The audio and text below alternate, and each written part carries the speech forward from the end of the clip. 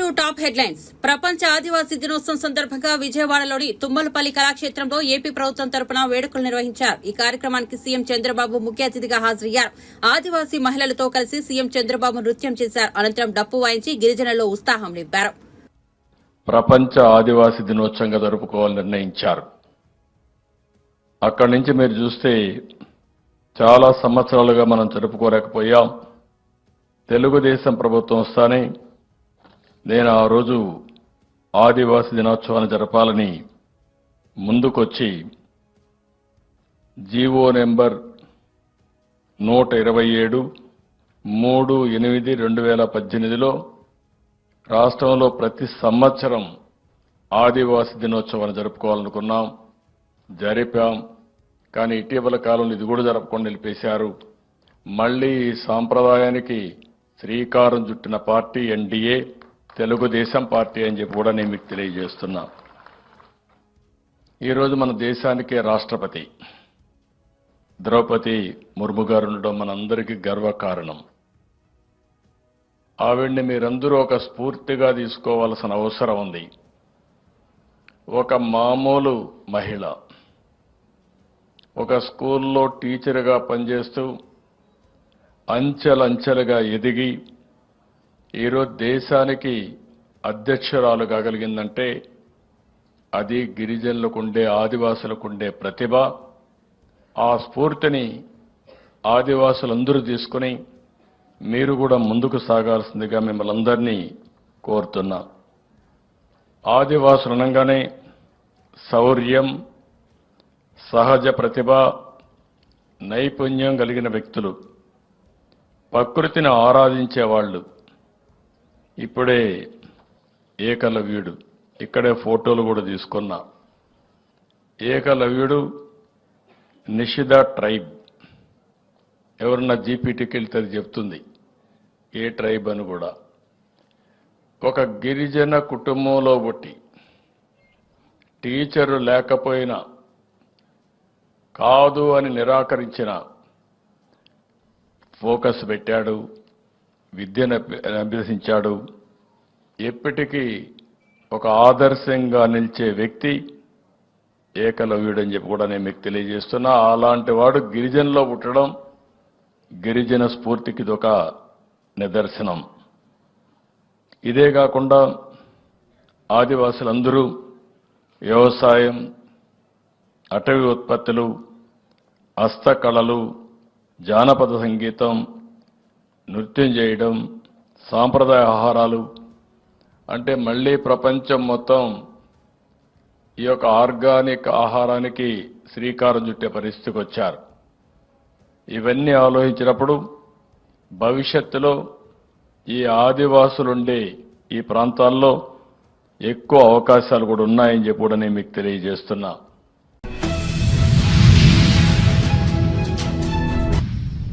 తెలంగాణ ముఖ్యమంత్రి రేవంత్ రెడ్డి అమెరికా పర్యటనలో బిజీగా గడుపుతున్నారు. పలు కంపెనీల ప్రతినిధులతో చర్చలు జరిపి రాష్ట్రానికి వచ్చి పెట్టుబడులు పెట్టాలన్నారు. రాష్ట్రానికి వస్తే తగిన మౌలిక సదుపాయాలు కల్పిస్తారని చెప్పి రాయితీలు ఇస్తున్నారు.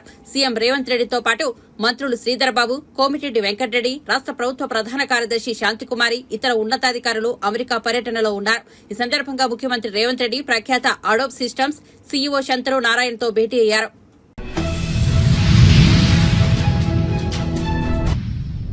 మాజీ సీఎం వైసీపీ అధినేత వైఎస్ జగన్మోహన్ రెడ్డి ఏపీలో కూటమి ప్రభుత్వంపై సంచలన వ్యాఖ్యలు చేశారు. రాష్ట్రంలో రెడ్ బుక్ పాలన కొనసాగుతోందని ఆరోపించారు. రాష్ట్ర వ్యాప్తంగా రెడ్ బుక్ పాలన సాగిస్తున్నారు. ఊళ్లలో ఆధిపత్యం కోసం వ్యవస్థలను భ్రష్టు పట్టిస్తున్నారన్నారు. రాళ్లు, రాడ్లు, కత్తులతో గ్రామంలో దాడులు చేయిస్తున్నారన్నారు. ప్రజలకు మంచి చేయాలన్న ఆలోచన ఈ ప్రభుత్వానికి లేదన్నారు. రాష్ట్రంలో అరాచక పాలన జరుగుతోందన్నారు. చంద్రబాబు మహిళలను మోసం చేశారన్నారు. ప్రతి విద్యార్థికి 15,000 ఇస్తానని చెప్పి చంద్రబాబు మోసం చేశారని తెలిపారు. ఎన్నికల సమయంలో మాయమాటలు చెప్పారని అన్నారు.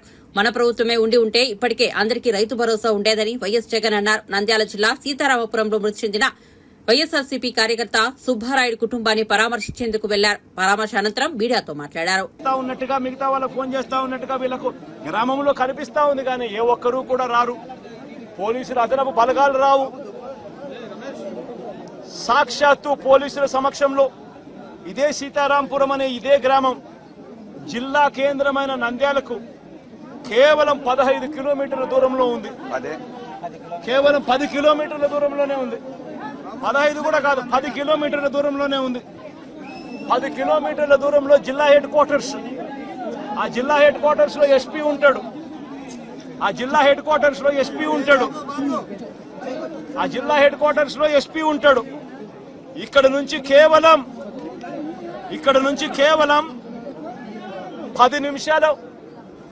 10 నిమిషాల దూరంలోనే డిఎస్పీ ఆఫీసు. ఇక్కడ నుంచి డిఎస్పీ ఆఫీసు కేవలం 10 నిమిషాల దూరం. ఎస్పీ ఉండేది కేవలం 10 కిలోమీటర్ల దూరంలో ఎస్పీ ఉన్నాడు నంద్యాల హెడ్ క్వార్టర్స్ లో.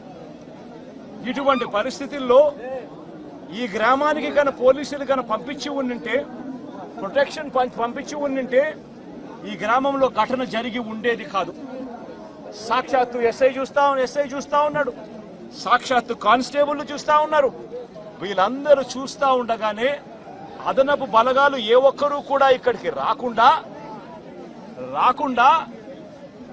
12:20 ఏకంగా స్వైర విహారం చేస్తూ ఏకంగా ఇక్కడే ఇదే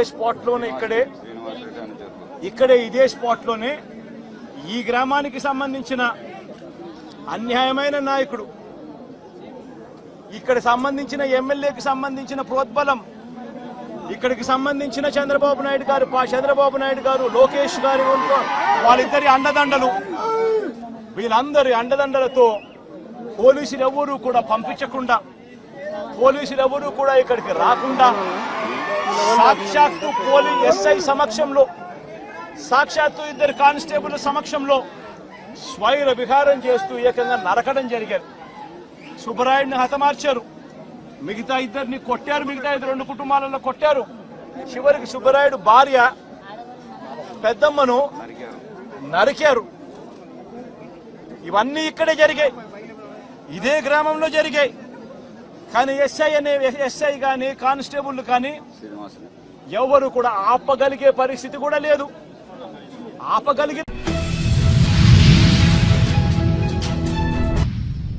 ఏపీలో వైసీపీకి వర్ష షాకులు తగులుతున్నాయి. ఆ పార్టీకి చెందిన పలువురు నేతలు రాజీనామా బాట పడుతున్నారు. పిఠాపురం మాజీ ఎమ్మెల్యే పెండం దొరబాబు రాజీనామా చేసిన 48 గంటల్లో మాజీ ఎమ్మెల్యే పార్టీకి గుడ్ బై చెప్పారు. ఏలూరు జిల్లాకు చెందిన మాజీ డిప్యూటీ సీఎం ఆళ్ల కాళీకృష్ణ శ్రీనివాస్ వైసీపీకి రాజీనామా చేశారు. వ్యక్తిగత కారణాలతో రాజీనామా చేస్తున్నట్లు తెలిపారు. ఏలూరు జిల్లా అధ్యక్ష పదవితో పాటు నియోజకవర్గ ఇన్ఛార్జ్ పదవికి కూడా రాజీనామా చేస్తున్నట్లు ప్రకటించారు. ఈ మేరకు పార్టీ అధినేత వైఎస్ జగన్ కు రాజీనామా లేఖను పంపించారు. జగన్ మంత్రివర్గంలో ఆళ్ల నాని వైద్య ఆరోగ్య శాఖ మంత్రిగా డిప్యూటీ సీఎంగా పనిచేశారు. అయితే ఇటీవల జరిగిన అసెంబ్లీ ఎన్నికల్లో టీడీపీ అభ్యర్థి బడేటి రాధాకృష్ణ చేతిలో ఓటమి పాలయ్యారు. అప్పటి నుంచి పార్టీ కార్యకలాపాలకు దూరంగా ఉంటున్నారు. ఇప్పుడు ఏకంగా పార్టీని వీడుతున్నట్లు ప్రకటించారు.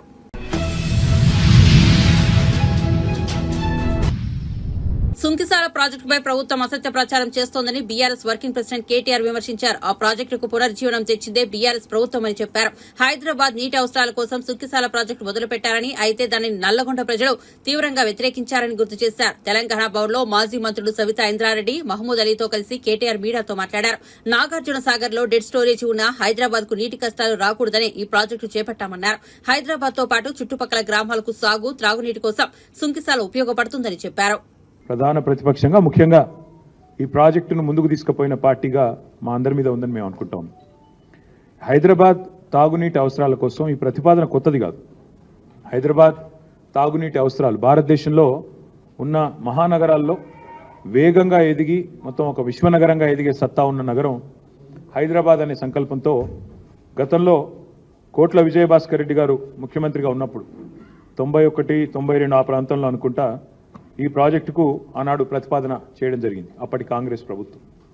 తదనంతరం ఈ ప్రాజెక్టుకు శంకుస్థాపన కూడా జరిగితే అప్పుడు నల్గొండ జిల్లా రైతులు మా సాగునీటి అవసరాలు తీరకుండా కృష్ణా జలాలను మీరెట్లా తీసుకొని పోతారు తాగునీటి కోసం హైదరాబాద్ కోసం అంటూ ఆనాడు పెద్ద ఎత్తున ఆందోళన చేసినారు. పోలీస్ కాల్పులు కూడా జరిగినాయి. జరిగితే ఆ రోజుల్లో రైతులు చాలామంది గాయపడ్డారు. అక్కడ జరిగిన ఘర్షణల్లో నాకు గుర్తున్నంత వరకు సబ్జెక్టు కరెక్షన్ ఒక సబ్ ఇన్స్పెక్టర్ కూడా చనిపోయాడు. అంత బీభత్సమైన పోరాటం ఆనాడు నల్గొండ జిల్లాలో జరిగింది. దాంతో ఇంత ఘర్షణ జరిగిన తర్వాత, ఇంత గొడవ జరిగిన తర్వాత ఆ పథకం మొత్తంగా అటకెక్కింది, మర్చిపోయారు. తర్వాత మళ్ళీ చంద్రబాబు నాయుడు గారు ముఖ్యమంత్రిగా ఉన్నప్పుడు ఏఎంఆర్పి అనే ప్రాజెక్టును పూర్తి చేశారు. ఎలిమినేటి మాధవరెడ్డి గారి పేరు మీద ప్రాజెక్టు పెట్టి దాన్ని పూర్తి చేసినప్పుడు మళ్ళీ తాగునీరు హైదరాబాద్కి ఇవ్వాలి సుంకిశాల నుండి అనే ప్రతిపాదన మళ్ళీ మీదకి వచ్చింది. అంటే ఒకవైపు రైతులకు సాగునీరు ఇస్తూనే మరొక వైపు హైదరాబాద్కు తాగునీరు ఇవ్వాలి అనే ఆలోచనతో ఆనాడు రైతులను ఒప్పించి మరి 2001-3 ప్రాంతంలో చంద్రబాబు నాయుడు గారి ప్రభుత్వం మొదటి దశగా 90 మిలియన్ గ్యాలన్ల మంచినీళ్ళను హైదరాబాద్ 90 MGD తరలించే విధంగా ఆనాడు పథకాన్ని మొదటి దశ పూర్తి చేయడం జరిగింది. ఆ తర్వాత రాజశేఖర్ రెడ్డి గారి హయాంలో 2-3 దశల్లో కృష్ణా ఫేజ్ 2 ఫేజ్ 3 అని పెట్టి 90 MGD చొప్పున మళ్ళీ ఒక 180 MGDని మళ్ళీ తెర మీదకి తీసుకొస్తే ఆ రోజు అప్పుడున్న పరిస్థితుల్లో రైతులు మళ్ళీ మాకు ఈ ప్రభుత్వం మీద నమ్మకం లేదు, మా తెలంగాణ వస్తుంది, వచ్చినాక ఆనాడు తీసుకుంటామని చెప్పి రైతులు ఆందోళన చేయడంతో మళ్ళీ వెనక్కిపోయింది. ఆ తర్వాత హైదరాబాద్ మహానగరం విస్తరిస్తూనే ఉంది గత దశాబ్దాలుగా.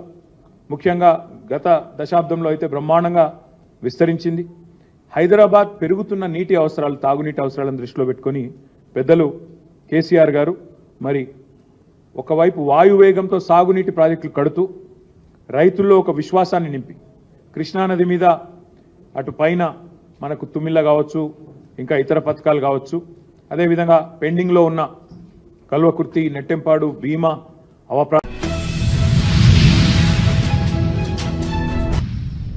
రవాణా శాఖలో ప్రక్షాళనకు మంత్రి మండిపల్లి రాంప్రసాద్ రెడ్డి కీలక ఆదేశాలు జారీ చేశారు. రవాణా శాఖ ఉన్నతాధికారులతో శుక్రవారం నాడు మంత్రి రాంప్రసాద్ రెడ్డి ఏపీ సచివాలయంలో సమీక్షా సమావేశం నిర్వహించారు. ఈ సమావేశంలో పలు అంశాలపై మంత్రి చర్చించారు. రవాణా శాఖలో కొందరు అధికారుల తీరుపై ఆగ్రహం వ్యక్తం చేశారు. రవాణా శాఖలో కొందరు అధికారులు చేతువాటం ప్రదర్శిస్తున్నారని హెచ్చరించారు. ప్రభుత్వ ఆదాయానికి గండి కొడుతూ అవినీతి అక్రమాలకు పాల్పడుతున్నారని సీరియస్ అయ్యారు. గత 5 ఏళ్లలో చౌక బియ్యం కాకినాడ పోర్టుకు అక్రమంగా తరలి వెళ్లాయని ఆరోపించారు.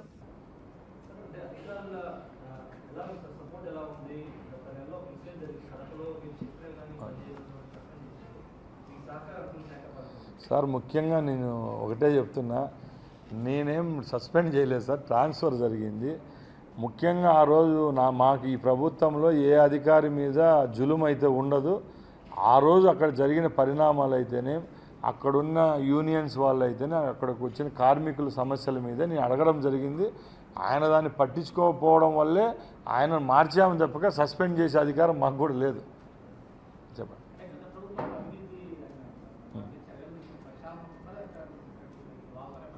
సార్. ముఖ్యంగా ఏదో నాలుక నోరుందని చెప్పి మాట్లాడడం నాకు ఇష్టం లేదు. ఇప్పుడు రోజు మీరు చూస్తున్నారు మీడియాలో 1400 బస్సులు ఈరోజు రోడ్డుపైకి తెస్తున్నాం. మేము అధికారులు కూడా ఈరోజు ఆ సమీక్షలో ఒకటే అడిగా, ఈ కొనుగోళ్ల విషయంలో ఏమైనా అవకతవకలు జరిగినాయా, కంపెనీ వాళ్ళ దగ్గరికి కొనడం ఎలా జరిగింది, ఆ బాడీ బిల్డ్ చేసింటారు ఇది ఎలాగ జరిగింది, టైర్లు ఎలాగా, డీజిల్ ఎలాగ ఉంటున్నాం, ఆటోమొబైల్ పార్ట్స్ ఎలా కొంటున్నాం, స్క్రాప్ అనేది ఉంటుంది, ఎట్లా మనం చేస్తున్నాం, ప్రతి ఒక్క దాని మీద సమీక్ష చేశాం సార్. అట్లా ఏమైనా పొరపాట్లు ఉన్నప్పుడు అధికారులతో మేము కూడా సమీక్షించినప్పుడు ఏదైనా పొరపాట్లు దొరికితే మాత్రం తప్పకుండా ఎంక్వైరీ అనేది ఉంటుంది, కమిటీ వేసి తప్పకుండా చర్యలు తీసుకుంటాం.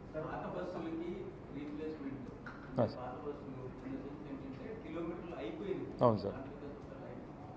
సార్ ఇప్పుడు ఒక ఏపీఎస్ఆర్టీసీ వాళ్ళు ఒక సిస్టమ్ సెటప్ చేశారండి. దాంట్లో ఏముందంటే 13 లక్షల కిలోమీటర్లు పైబడినవి ఆర్ 15 ఇయర్స్ రోడ్డుపైకి వచ్చిన బస్సులను ప్రామాణికంగా తీసుకోవడం జరిగింది. ఆ బస్సులను అయితే స్క్రాప్ కింద మార్చడం జరుగుతూ ఉంటుంది. అవి ఏటా సుమారు 800 నుంచి 1000 బస్సులు అయితే ఉంటాయి. ఎక్కడండి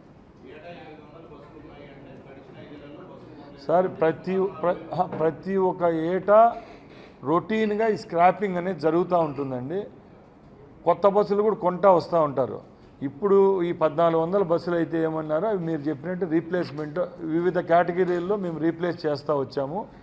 ఇప్పుడు ముఖ్యంగా మీ దృష్టికి ఏం తీసుకొస్తున్నామంటే, మా గవర్నమెంట్ ఫామ్ అయిన తర్వాతే ముఖ్యమంత్రి గారితో చర్చించడం జరిగింది. రేపు ఫ్రీ ట్రాన్స్పోర్టేషన్ అనేది ఇస్తున్నాం మహిళలకు.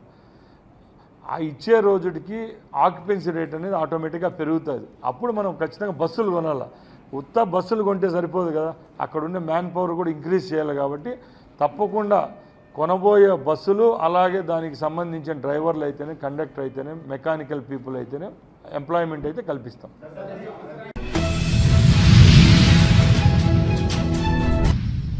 జీహెచ్ఎంసీ పరిధిలోని ప్రజలకు నాణ్యమైన విద్యుత్ సరఫరా చేయాలని మల్లుబట్టి విక్రమార్క ఎస్పీడీసీఎల్ అధికారులను ఆదేశించారు. ఈ మేరకు ఆయన మింట్ కాంపౌండ్ లో ఈ వ్యాఖ్యలు చేశారు. వర్షాకాలాన్ని దృష్టిలో పెట్టుకుని విద్యుత్ అధికారులు అప్రమత్తంగా ఉండాలని, అలాగే అన్ని ప్రాంతాల్లో సిబ్బందిని అప్రమత్తం చేయాలని సూచించారు. దేశానికే తలమానికంగా ఉన్న గ్లోబల్ సిటీగా ఎదుగుతున్న హైదరాబాద్ లో పెద్ద ఎత్తున పెట్టుబడులు పెట్టడానికి పారిశ్రామికవేత్తలు వస్తున్నారని డిప్యూటీ సీఎం బట్టి విక్రమార్క పేర్కొన్నారు. లోన్ వేవర్ సంబంధించి జీవో ఇష్యూ చేసి మొడాలిటీస్తో సహా ఫస్ట్ ఫేజ్ అంటే 18 జూలై 2024 జీవో 15వ తారీఖు రిలీజ్ చేశాం. 18వ తారీఖు నాడు మొదటి విడతగా 11.5 లక్షల అంటే 11.50 లక్షల అకౌంట్లో 1 లక్ష రూపాయల వరకు రుణం ఉన్నటువంటి వాళ్ళందరికీ 10.84 లక్షల కుటుంబాలకి ఉపయోగపడేట్టుగా 6,098.93 కోట్ల రూపాయలని ఏకదఫీనా ఒకటేసారి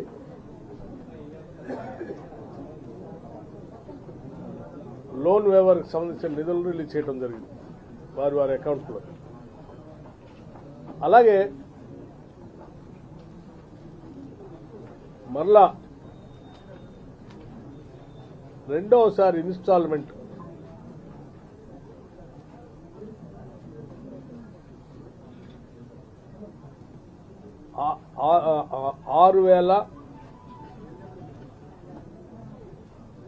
6,190.02 కోట్ల రూపాయలతో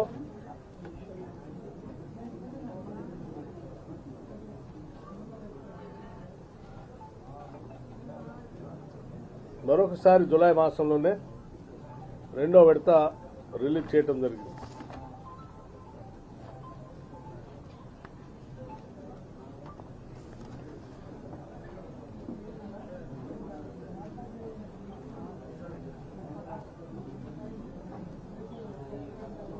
ఇది 1.5 లక్షల వరకు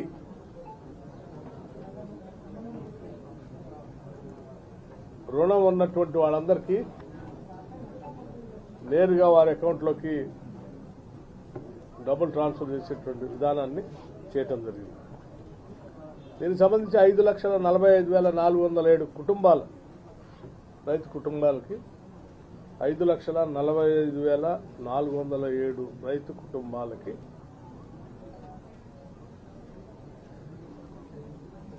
నేరుగా చేరేటట్టుగా చేయటం జరిగింది.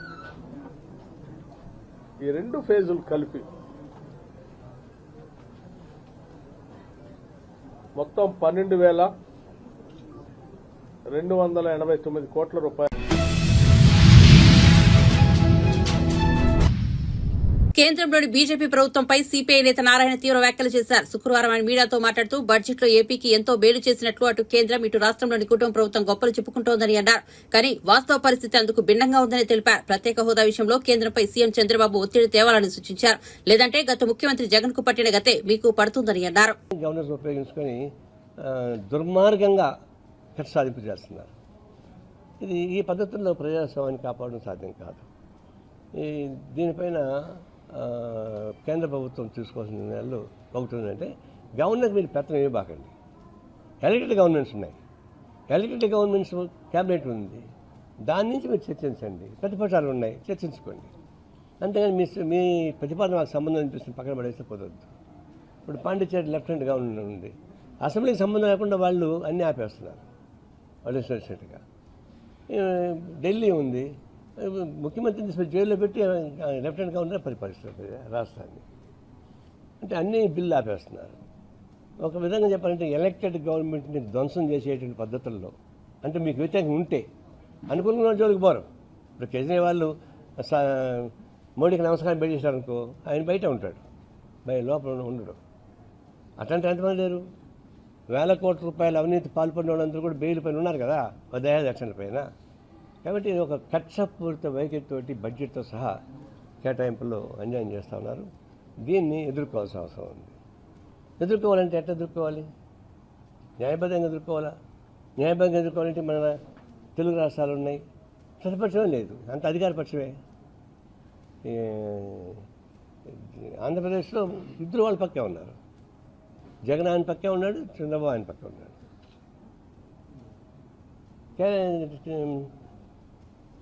తెలంగాణలో కేసీఆర్ ఆ పక్కే ఉన్నాడు, వాళ్ళ పక్కే. అంటే దీన్ని బట్టి ఒరిస్సాలో ఇద్దరు ఆ పక్కే ఉన్నారు, ఒకవైపే ఉన్నారు. అంటే అవకాశాలు ఉన్నటువంటి వాళ్ళకి. ఇక్కడికి వచ్చేటికి మనకేమైంది, బడ్జెట్ కేటాయింపు వచ్చిన తర్వాత ఓహో బ్రహ్మాండంగా డబ్బులు వచ్చేసాయని చెప్పేసి ఈ భుజు కేటాయింపు వేసుకొని ఎగురుతున్నారు ముఖ్యమంత్రి చంద్రబాబు నాయుడు. ఏమొచ్చింది? మీకు 15,000 కోట్ల రూపాయలు రాజధానికి ఇచ్చారు. దాన్ని ఏమైనా గ్రాంట్ అన్నారా? అప్పిస్తామన్నారు.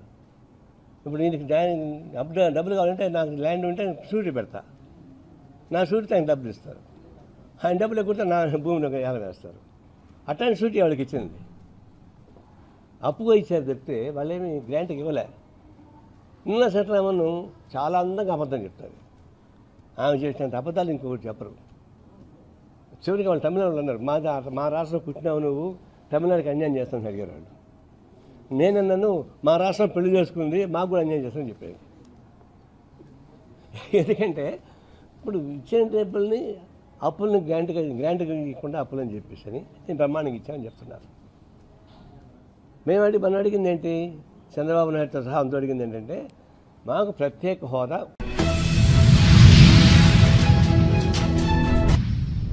విజయవాడలోని అంబేద్కర్ విగ్రహాన్ని రాష్ట్ర ప్రభుత్వం కూలగొట్టే అవకాశం ఉందన్నారు మాజీ మంత్రి మేరుగ నాగార్జున. అంబేద్కర్ విగ్రహాన్ని కాపాడుకోవాల్సిన బాధ్యత మనందరిపై ఉంది అంటూ కామెంట్ చేశారు. కాగా మాజీ మంత్రి మేరుగ నాగార్జున శుక్రవారం మీడియాతో మాట్లాడుతూ భావితరాలకు దిక్సూచిగా ఉండాలని అంబేద్కర్ విగ్రహాన్ని విజయవాడలో ఏర్పాటు చేయడానికి వైఎస్ జగన్మోహన్ రెడ్డి కృషి చేశారని తెలిపారు.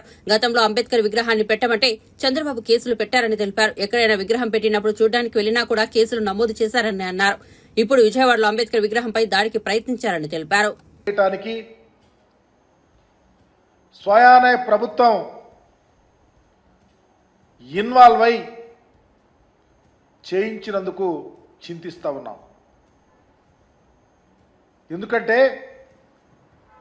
బాబాసాహెబ్ బిఆర్ అంబేద్కర్ గారి విగ్రహాన్ని విజయవాడలో ఏర్పాటు చేయటానికి దానికన్నా ముందు చాలా కథ ఉంది ఈ రాష్ట్రంలో. ఒకప్పుడు ఈ రాష్ట్రాన్ని పరిపాలించిన ముఖ్యమంత్రిగా ఉన్న చంద్రబాబు నాయుడు గారు ప్రస్తుత ముఖ్యమంత్రిగా ఉన్నారు. ఇది వరకు ముఖ్యమంత్రిగా ఉన్నప్పుడు ఆంధ్రప్రదేశ్లో అంబేద్కర్ గారి విగ్రహం పెట్టండి అని అడిగితే కేసులు, ఎక్కడో ముళ్ళ పొదల్లో పెడుతున్నామని చెప్తే చూస్తానికి వెళ్తే కేసులు, చివరికి ఆ ప్రభుత్వంలో మీ కులంలో ఎవరైనా పుట్టాలనుకుంటారా అన్న సన్నివేశాలు, అంబేద్కర్ భావజాలం మీద దాడులు, అఘాయిత్యాలు, అమానుషాలు కోకొల్లులుగా చూశాం. ఈరోజు విజయవాడ నడిబొడ్డున బాబాసాహెబ్ అంబేద్కర్ గారి విగ్రహం పెట్టే స్థలాన్ని తెలుగుదేశం పార్టీ అధికారంలో ఉన్నప్పుడు అప్పళంగా దాన్ని అమ్ముకొని వారికి అప్పగించాలని కుట్రలు చేస్తే దాని మీద ఎన్నో ఉద్యమాలు జరిగిన నేపథ్యం. అలాంటి ప్రిడామినెంట్ ప్లేస్ని ఈ రాష్ట్రానికి ముఖ్యమంత్రిగా జగన్మోహన్ రెడ్డి గారు ఉన్నప్పుడు స్వయాన ఎవ్వరూ అడగకుండా వారికి వారే ఈ కోట్ల ఖరీదు చేసే మహనీయులు నడియాడినటువంటి ఒక గొప్ప ప్రాంతాన్ని, అంబేద్కర్ స్మృతివనాన్ని ఏర్పాటు చేసుకోవటానికి తీర్మానించి ముందుకు రావటం ముదాఫం. తద్వారా ఆంధ్రప్రదేశ్ చరిత్రలో మున్నెన్నడూ లేనటువంటి బాబాసాహెబ్ బిఆర్ అంబేద్కర్ గారి యొక్క విగ్రహాన్ని 125 అడుగుల విగ్రహంతో పాటు 81 అడుగుల పెడస్టల్తో 201 అడుగు ఎత్తున్నటువంటి మేలిమైనటువంటి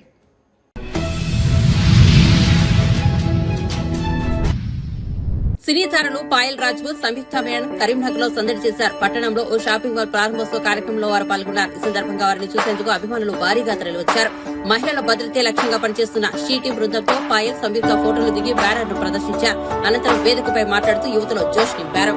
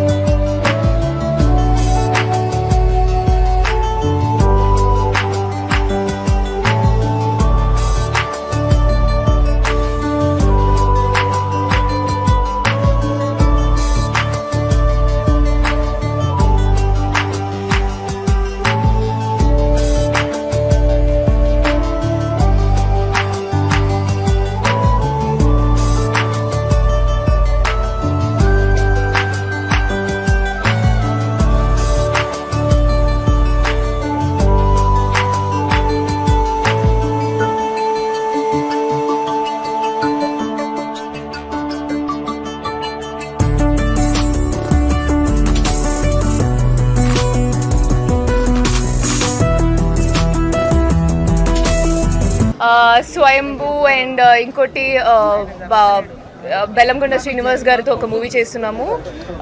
స్వయంభూ విత్ నిఖిల్ గారు అండ్ ఇంకోటి శర్వానంద్ గారితో ఒక మూవీ చేస్తున్నాము. అండ్ తర్వాత ఒక మూవీ హిందీలో చేస్తున్నాము కాజోల్ అండ్ ప్రభుదేవా గారితో. అండ్ దెన్ ఇంకొక 2 మూవీస్ స్టార్ట్ అయింది, బట్ నేను అనౌన్స్ చేయలేము బికాజ్ ప్రొడక్షన్ వాళ్ళు they will get angry. Keep it a secret. But ఖచ్చితంగా సో ప్రేక్షకులకి ఇప్పుడు మంచి కంటెంట్ అంటే చాలా ఇష్టం. సో ఆ ఇష్టతోటి నేను కూడా ఫాలో అవుతున్నాము, మంచి కంటెంటే చేస్తున్నాము. పాయల్ రాజ్పూత్ గారిని స్క్రీన్ మీద చూస్తే నచ్చారా, లైవ్ లో నచ్చారా, మీరే చెప్పాలి.